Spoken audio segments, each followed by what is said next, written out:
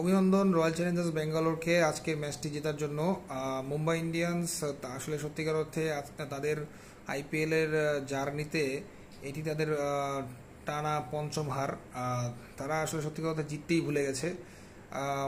আজকের ম্যাচটিতে তারা জিততেই পারতো, তারা একটা নির্দিষ্ট সময় পর্যন্ত ট্র্যাকেই ছিল, কিন্তু আসলে তিলক বর্মা আউট হওয়ার পরেই ছন্দপতন ঘটে।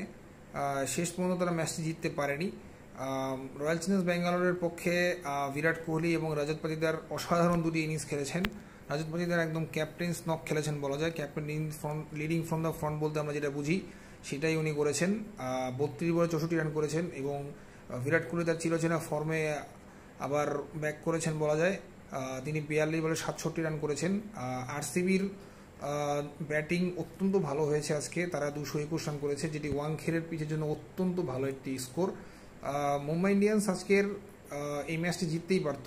প্রথম দিকে তারা অনেকটাই খেয়ে হারিয়ে ফেলেছিল, পরবর্তীতে সূর্যকুমার যাদব এবং তিলক বর্মা মিলে তাদেরকে একটা স্টিলিনেস দেয় তাদের ইনিংসটাতে।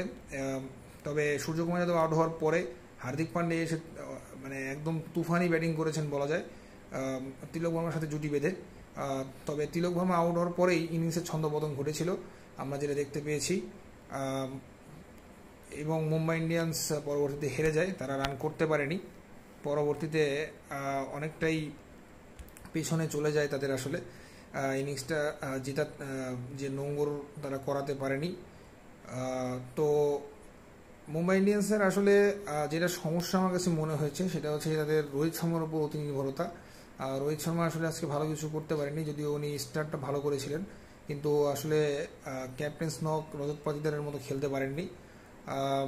মুম্বাই ইন্ডিয়ান্সের এই টিমটি আসলে কোয়ালিফাই করতে পারবে কিনা প্লে অফে সেটি আসলে প্রশ্নবোধক চিহ্নের মধ্যে পড়ে গেল। তার কারণ হচ্ছে পরপর এতগুলো ম্যাচে হার, সেটা আসলে খুবই কনসার্নিং এবং অ্যালার্মিং একটা বিষয়।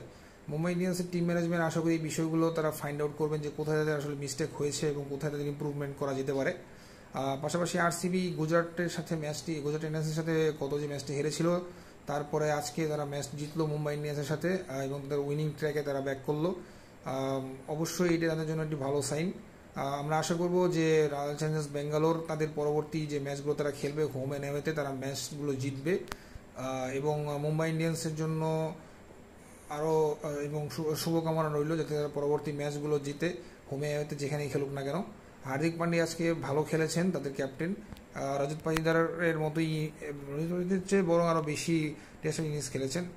ধন্যবাদ।